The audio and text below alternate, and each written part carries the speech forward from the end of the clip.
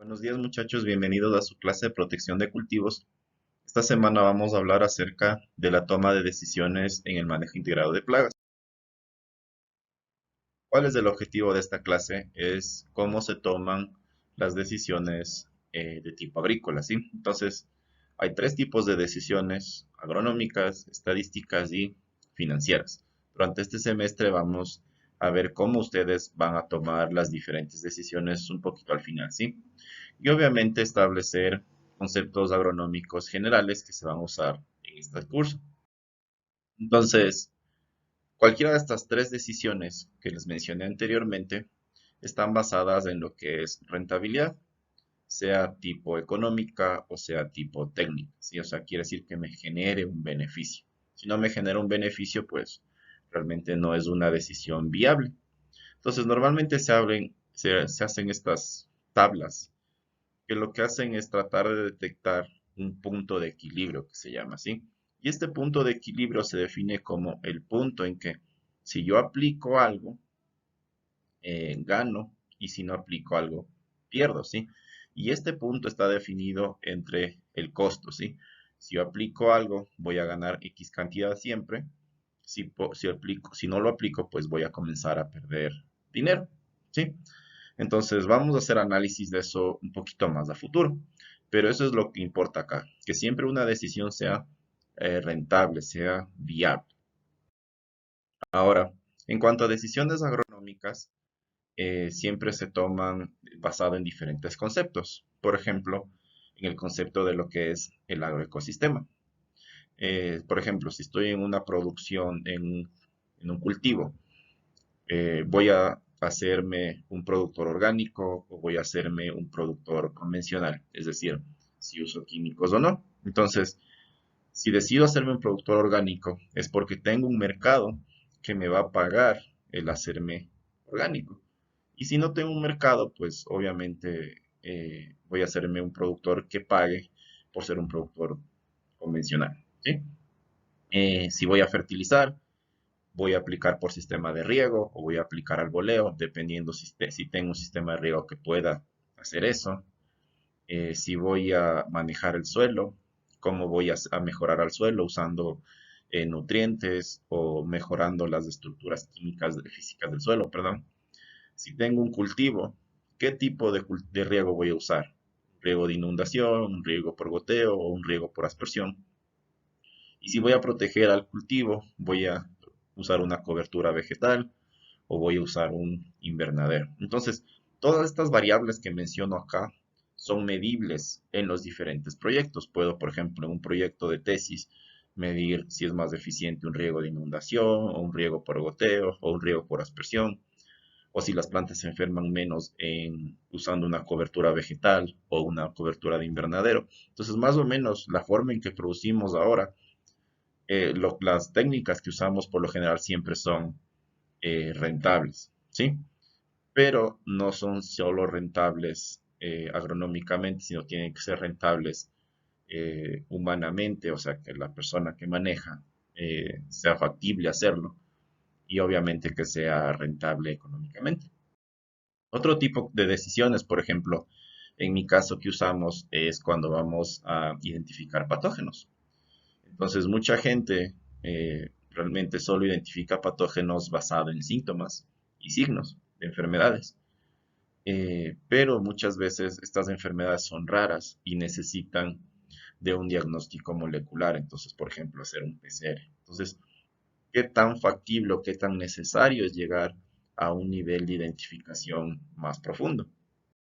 Otro tipo de decisiones agronómicas que podemos tener es los controles biológicos. Por ejemplo, si vamos a adoptar un control biológico producido en el país o controles biológicos producidos en otros lugares, que eso se llaman controles biológicos adaptados. Voy a sembrar una variedad o voy a sembrar un híbrido. La definición de variedad es cuando nosotros hacemos las cruzas y llegamos a generación 7, ¿no? Y un híbrido es generación 2 de dos padres que son totalmente diferentes, ¿sí? Entonces, unos van a tener un costo y obviamente van a tener menos variedad, otros van a tener otro costo y menos variedad, ¿sí? Y también lo importante acá en las decisiones agronómicas es determinar niveles críticos. Y es el punto crítico, es este punto que les mencionaba, en donde si yo no hago algo, comienzo a perder plata. ¿Sí? Muchas veces, por ejemplo, en el caso de agroquímicos, la gente aplica un agroquímico basado cada 2 semanas, dicen, o si está lloviendo mucho, entonces esto les va a dar una experiencia, aunque no siempre es del todo factible o bien hecha o económicamente viable, ¿no?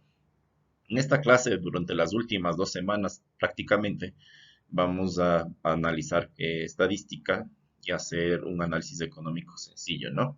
Para determinar lo que se llama el umbral de daño.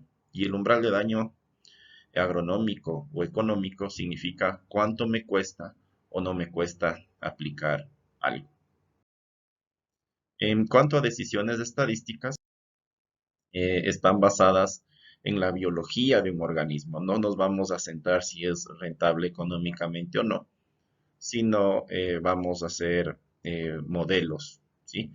En esta clase vamos a aprender a hacer modelos de enfermedades monocíclicas. Monocíclica significa que el patógeno cumple su ciclo de vida en el huésped, ¿sí? Después la planta se muere o la planta se renueva anualmente, es otro ciclo totalmente diferente, ¿sí?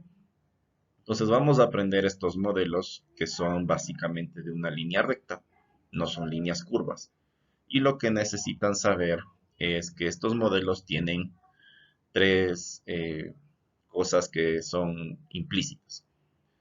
Primero, las líneas no pueden ser rectas planas, ¿sí? Es decir, está así recta, ¿sí? Porque en el eje de las Y y en el eje de las X hay dos cosas. El eje de las X va a medir el tiempo y el eje de las Y va a medir lo que es el nivel de enfermedad, ¿sí? Entonces, si una línea es plana, quiere decir que el nivel de enfermedad nunca crece, ¿sí? Y eso no nos interesa, quiere decir que no es una enfermedad el problema. Segundo, es que el origen no puede ser cero, que es la segunda gráfica que está desde arriba, ¿no? No puede comenzar en cero porque es muy difícil de calcular eso en campo o en laboratorio. Y tercero, que los modelos no tienen una pendiente negativa, es decir, no van a ir hacia abajo. ¿Por qué? Porque quiere decir que la planta se está recuperando, se está sanando. Entonces, siempre van a tener esa pendiente de tipo positivo, es decir, que a medida que aumenta el tiempo, la planta se va enfermando más. Entonces, hay dos modelos, como les mencionaba, el del monocíclico siempre se va a representar con una línea recta y las policíclicas por lo general van a tener una línea curva. Las líneas curvas indican que el patógeno crece demasiado fuerte o demasiado rápido en determinado tiempo. Por ejemplo, estas líneas seguramente las han visto en el COVID, cuando hacían esta curvita al inicio que veían que la curva subía y subía y de golpe los contagios aumentaban demasiado, ¿sí? Eso es una enfermedad policíclica porque se va pasando de persona persona, ¿sí? ¿Qué tienen en común estos modelos? En que independientemente, para controlar enfermedades, uno, eliminamos el inóculo principal, es decir, ¿cómo eliminamos el inóculo principal? Por ejemplo, en el COVID es evitando el contacto, ¿sí? Si no tenemos mucha gente enferma al lado, evitamos el contacto. Segundo, es eliminar la tasa de infección o la rapidez en adquirir la enfermedad, es decir, por ejemplo, nosotros al no estar en contacto con gente que está muy infectada, ¿sí? Evitamos eso de que nos contagiemos demasiado rápido, que la carga viral sea muy rápida. Y obviamente tratando de eliminar el tiempo de duración. Esto normalmente se ve, por ejemplo, en que si hacemos, por ejemplo, una reunión corta, lo que tratamos es de alejarnos de las personas y tratar de estar la menor cantidad de tiempo posible. Entonces, en campo funciona igual, ¿no? Por ejemplo, si tenemos una enfermedad que se transmite por malezas, eliminamos las malezas para que la enfermedad no se pueda pasar al cultivo. Si al disminuir la tasa de infección es obviamente aplicar un químico o algo que disminuya la presencia del patógeno en el campo. Y el tercero, por ejemplo, el tiempo de duración sería sembrar en épocas en donde la enfermedad no sea tan fuerte. Por ejemplo, si es una enfermedad que necesita de mucha lluvia, por ejemplo. Entonces, estos conceptos los vamos a ver un poquito más adelante, ¿no? En cuanto hablamos de decisiones económicas, es encontrar por lo general la relación beneficio-costo. En beneficio es cuánto gano y el costo va a ser cuánto invertí, ¿sí? Entonces, hay tres conceptos que hay que saber acá, que es costo fijo, que es el costo de producir algo sin importar el número producido. Por ejemplo, si yo tengo una finca y solo alquilo la tierra, si yo independientemente yo produzca una parte de la finca, toda la finca, yo tengo que pagar por el alquiler del terreno. Entonces, ese es un costo fijo. Un costo variable, en cambio, va a ser el que va a subir dependiendo de qué tanto yo produzca. Por ejemplo, si de esta misma finca produzco un pedacito de la finca, voy a gastar poco fertilizante, pero si produzco toda la finca, me va a costar más fertilizante. Eso es un costo variable. Y una matriz de sensibilidad, que es un análisis entre el precio y el costo, ¿sí? En donde nosotros analizamos qué tanto varía un precio, qué tanto varía un costo, y según eso podemos saber hasta qué punto podemos producir. Sí, esto lo vamos a ver mucho al final, ¿sí? Costo variable unitario es el costo de producir una unidad adicional. Ingreso bruto va a ser todas las ganancias sin descontar la inversión que hayamos hecho. Y el ingreso neto va a ser todas mis ganancias al final después de todos los costos. ¿Sí? Entonces, normalmente la relación es beneficio-costo es una fracción o un número decimal en donde nos indican tres escenarios. Si este número es mayor a 1, significa que mi beneficio es mayor a mi costo, ¿sí? Entonces gano dinero. Si es igual a 1, mi beneficio es igual al costo, entonces no gano ni pierdo ni dinero. Y mi decisión va a ser basada en otros aspectos, por ejemplo, agronómico. Y si es menor a 1, pues no tengo ningún beneficio, estoy perdiendo dinero, entonces no tomo esa opción. Muchas gracias por su atención a esta clase y éxitos en la tarea. Saludos.